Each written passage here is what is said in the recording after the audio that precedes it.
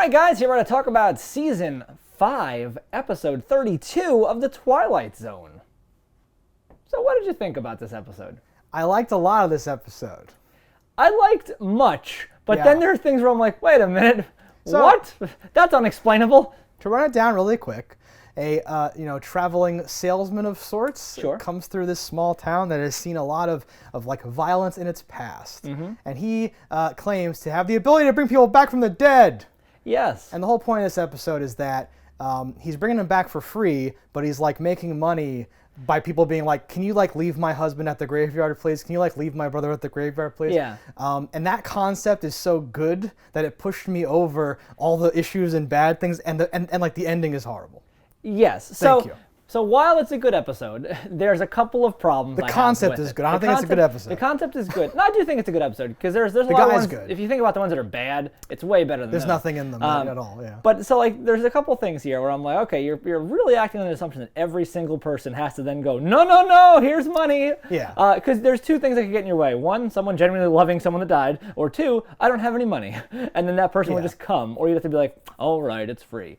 Then the flip side here is that he's like he's faking it. So there's like, the brother of the guy is coming, who his friend had to walk in there and be like, so does your brother limp like the day before or something? Because that was a thing he couldn't have known from the painting. They must research on the way. I picture like a whole Django Unchained scene with their traveling cart where they're like prepping. Because he says like, we heard about a new town, ripe for the picking or something. Like I'm like, well, how deep does the conspiracy go? It's like crazy. But his partner disappears. Like they're looking at him and he just goes, which is not something. Like, how did he do that? He's such a good actor. He acted invisible, he can and disappear he was at the drop of a hat. And then my biggest problem, of course, is so it ends, and the people do come back from the dead. That's he wasn't out there actually performing some ceremony. No one was near him. Well, he went to the. So like we can presume that he went to the graveyard and said some like mumbo jumbo or something like that. I don't even know if we can assume that. I am willing for the purpose of this episode to assume that. Even so, the idea that like he like there's nothing in there, right? Like I have an old book and it's a fake, like there's some, right? He's probably just there like, Platu, Farada, just like he's just doing anything. So why would that bring the dead back? And that's not the moral. That's just like a funny thing at the end. Yeah. It's not like, be careful if you mock these ancient rituals. Had they killed him or something, I'd been like, oh yeah, shouldn't fuck around. But really, like walking after him. They're walking back to the town to get revenge for because the fat lady even says like, there's an arm that's got to be broken and I'm the one to do it, or I'm not Big Ethel or whatever her name was. Big Fat Ethel. Yeah. Sure.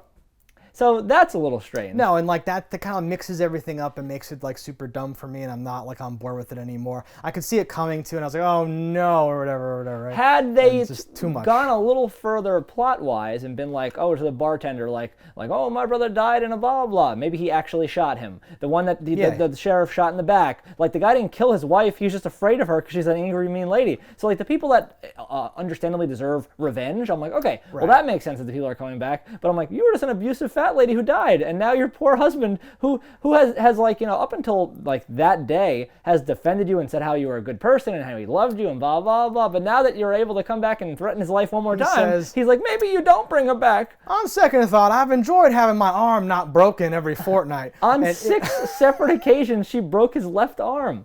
That is a woo. That's just cruel. You have to do it like 3 and 3. You can't just break someone's same arm so many times. Just picture then, like how someone is intentionally breaking your arm. You could die. No, I know. You're in the Wild West. And that's the whole thing, right? Is if this was like a movie, there'd be time for him to like be in the town, and then there'd be this like brilliant reveal where like the people he says are coming back are the ones that he's already known like brilliantly, that someone wouldn't want them to come back, right? Having all the people one after like form a queue, they just line up and start to pay him off. I'm like, this needs to happen like over the course of several hours or days, something where he's running into people and he's doing the idea the deal. That this small town in the middle of nowhere, everybody has hundreds of dollars, not only period, but on them. He changes the price, I think, depending on who he's talking it's to. $500 for everybody else, right, and then more for the bartender and the sheriff because they're extra fucking rich or and bad, beer is still a nickel. We're getting very nitpicky though at this point. Well, think about that. A drink is a nickel.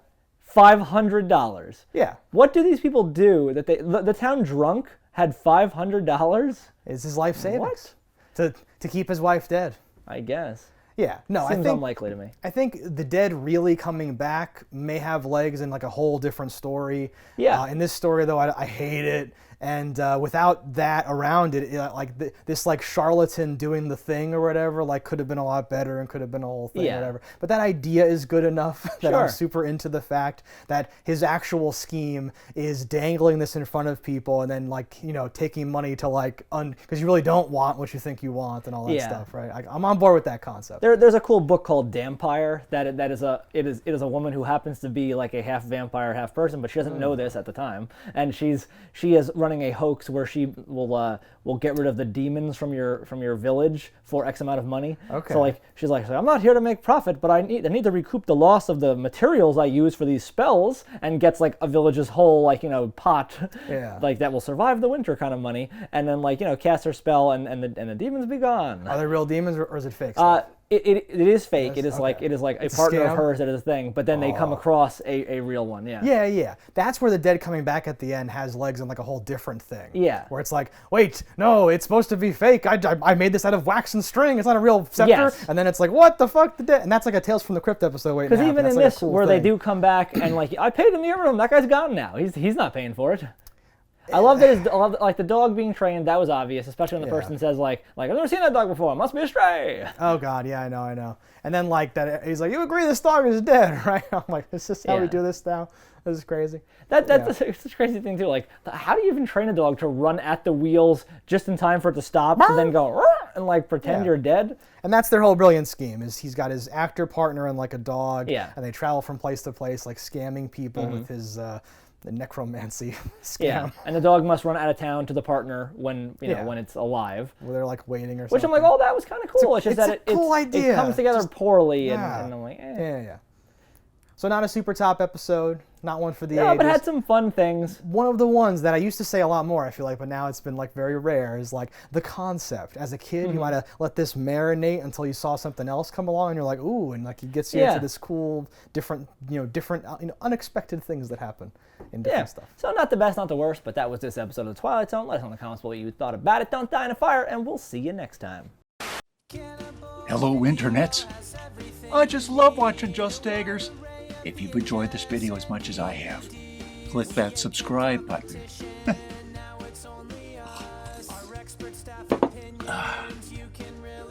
Peace out, homies.